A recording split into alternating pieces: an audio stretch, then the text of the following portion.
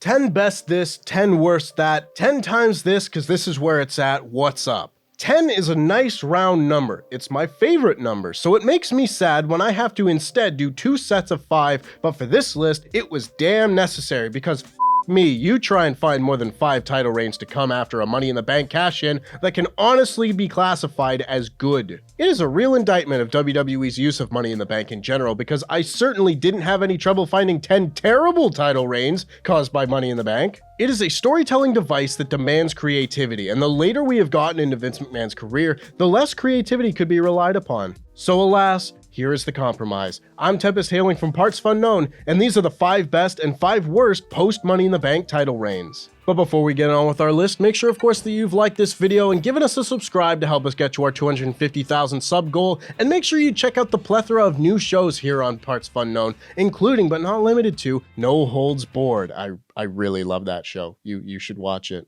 Number 5 worst, Carmella. I will let you know right now that the majority of the entries on the worst end of the spectrum are quite short. This one, however, proves that you can in fact have a long reign and it still be shit.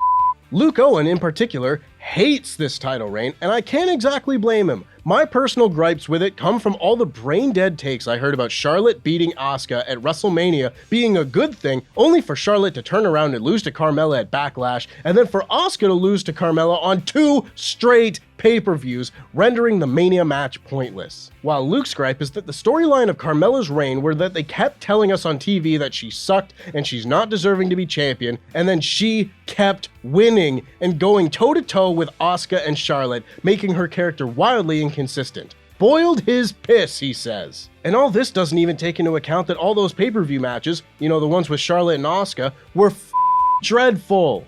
Number 5 best, Edge. From one long yet unappealing title reign to a short yet eventful one, yes, even the best reigns to come from Money in the Bank aren't guaranteed to be very long, such as the very first one. Edge cashed in Money in the Bank on John Cena at New Year's Revolution on January 8th, 2006, and lost the title back to Cena at the Royal Rumble on January 29th. On the surface, that doesn't sound very good, but if you dive a little deeper, you'll recall that Edge packed a lot of memorable stuff into just 3 weeks. I mean, how many WWE champions can say that they got all the way down in the middle of the ring? It might not have been the most tasteful segment, but it damn sure popped a rating. We also got a damn fine TLC match on Raw, only the 5th TLC match WWE had ever put on, as Edge beat Ric Flair to retain the title. This reign may have just been a way to tie up the loose end of Edge's briefcase before WWE got too close to the build for WrestleMania, but Edge made the most of his time and made it possible for WWE to put the title on him a second time, and then 9 more times after that.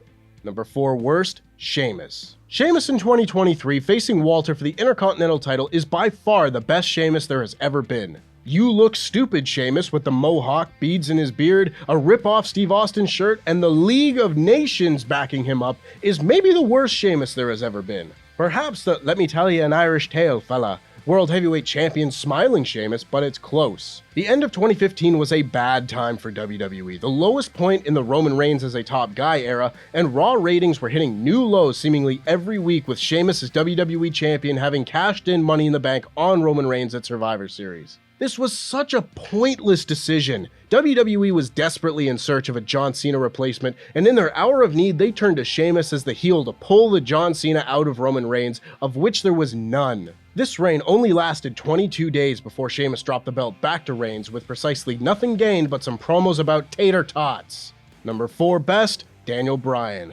It is fair to say that Daniel Bryan's best title reigns came before and after this one, but hey, Picasso's worst painting is still a work of art. Not to say this was Bryan's worst title reign by any means, he did hold the title for a day in 2013 after all. When Daniel Bryan cashed in Money in the Bank at TLC 2011 to win his first ever World Heavyweight Championship and stood on Michael Cole's desk, it was an all-time babyface moment. But with Bryan being one of the all-time greats, he turned this babyface moment and a potentially great babyface reign into a fantastic heel run instead. Using the yes chant to turn him heel organically, Bryan began winning matches through more chicken shit means until he was straight up crushing the main event dreams of Santino Marella. It may have had a garbage ending, Sheamus just can't help but taint this list, but this cash-in and title reign made Bryan an undeniable main event talent in WWE, and that cannot be said about many of those who win Money in the Bank. Like, seriously, how many people who won their first world title through Money in the Bank stayed a main eventer?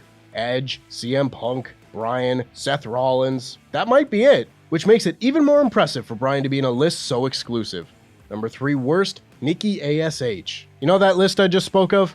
Not this list that you're watching, the list within the list. Hashtag listception. I think the biggest example of the inverse of a successful title reign to come from a Money in the Bank cash-in might be Nikki ASH, which is a damn shame because Nikki seems like a lovely person and deserving of all the success in the world. As I said earlier, Money in the Bank is inherently a storytelling device that requires creativity, and in the absence of that, you get what we've got in the last few years, which is a lot of same-day or next-day cash-ins and very little thought put into the reign that follows. Nikki ASH winning the title from Charlotte Flair only to lose the title back to Charlotte at SummerSlam and then never getting so much as a whiff of the women's title since is the peak of WWE's booking for the moment philosophy. I guess almost is the operative word in Almost a Superhero because a real superhero would probably have had a better reign.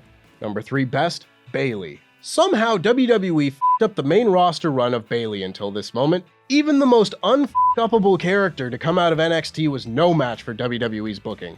Then, and this is the popular theory, Bayley's tag team partner Sasha Banks walked out on WWE at WrestleMania 35, and WWE rewarded the loyal Bayley with Money in the Bank and the subsequent same-day cash-in and title reign that came with it. The first few months of this title reign were good stuff, with Bayley being the reliable champion that SmackDown needed, but the best bits of this reign most certainly came at the end when Bayley finally turned heel. She attacked Becky Lynch on Raw, then ramped up the heel meter 100 notches by attacking the wacky waving inflatable arm flailing tube men, making that one dude's kid cry. Bayley lost the title to Charlotte before immediately winning it back, and granted, it was in that reign where Bayley really hit her stride in WWE, but it was her cash-in that set her up for success.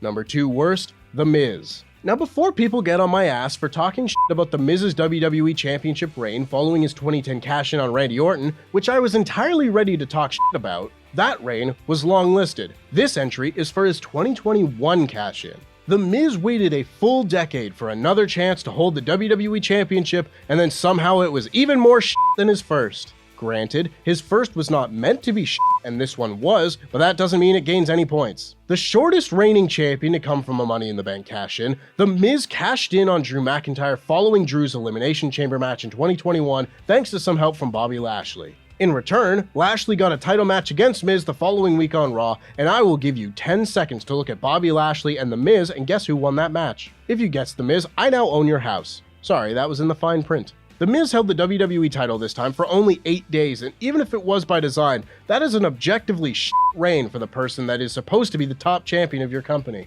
The 2020s have not been kind to Money in the Bank so far, so instead, let's cast our minds back to number 2 best, CM Punk. Much of the time, the failings of WWE regarding Money in the Bank can be boiled down to a lack of imagination and creative storytelling. Thankfully, during the first few years of the briefcase's life, that wasn't the case, perhaps on display best with CM Punk's 2009 cash-in on Jeff Hardy. This cash-in managed to serve as a WWE do-over for Punk's lackluster 2008 reign as World Heavyweight Champion, as well as a launching pad for Punk to get higher than he had ever been in WWE to that point through careful character work and a fantastic rivalry. The idea of Punk turning on the fans because they were now booing him for cashing in on Jeff Hardy, rather than cheering him like they did when he cashed in on Edge the year prior, despite him doing nothing different, is such a simple yet totally effective and believable motivation to turn heel, and I'm shocked WWE hasn't done it since. This reign wasn't very long, as is the case with most Money in the Bank cash-in title reigns, but Punk was able to cram a metric ton of character work into this short 2-month reign. Number 1 worst, Jack Swagger. What more is there to say about the failed experiment that was Jack Swagger as World Heavyweight Champion? It sucked. We all know it sucked, everyone knows it sucked. The highlight of this reign was a slightly above average pay-per-view match against Randy Orton, and I think that is the blandest use of the word highlight there has ever been. The WrestleMania 26 Money in the Bank match had 9 other people in it, and I genuinely feel comfortable saying any of those other 9 people would have been a better choice. Even Shelton Benjamin, and he was released less than a month after Mania. Putting a DQ finish-laden Big Show vs. Jack Swagger title defense on pay-per-view is one of the most heinous bits of thievery WWE has ever put on, and it is for this reason I am glad my family was always on vacation the weekend of WWE's May pay-per-views. This reign did irreparable damage to the big gold belt, and I do not wish to talk about it any longer, at least until I have to do a Money in the Bank list next year. Number 1 best, Seth Rollins. It took WWE 10 years to finally have Mr. Money in the Bank cash in at WrestleMania, and their patience was paid off with possibly the greatest cash in ever and unquestionably the best title reign to ever come out of Money in the Bank. By far the longest, with Seth holding the WWE title from WrestleMania until his knee exploded at the thought of dropping the title to Roman Reigns in November. Seth also racked up the most great matches of any Mr. Money in the Bank champion, beating Dean Ambrose, Neville, and John Cena in some of the best matches of 2015. It wasn't a perfect title reign by any means. Seth still lost way more than he had any right to as the only world champion in the company at the time, but good Money in the Bank champions are hard to come by, and none even come close to reaching the level of quality of Seth Rollins. A fantastic cash-in and good reign, if only he was able to give it the finale it so rightfully deserved. And that's our list. Make sure, of course, that you like this video, subscribe, and enable notifications to always on so you never miss a fun list just like it, and check out a clip from last week's list right here. Money in the Bank is almost always great, and thus those matches have created many a great moment, and today we get to talk about them, because the pay-per-view is next Saturday. Isn't that fun? Come on, Pete Dunne, please come out of witness protection. I'm Tempest hailing from partsFUNknown, and these are the 10 greatest Money in the Bank ladder match spots ever.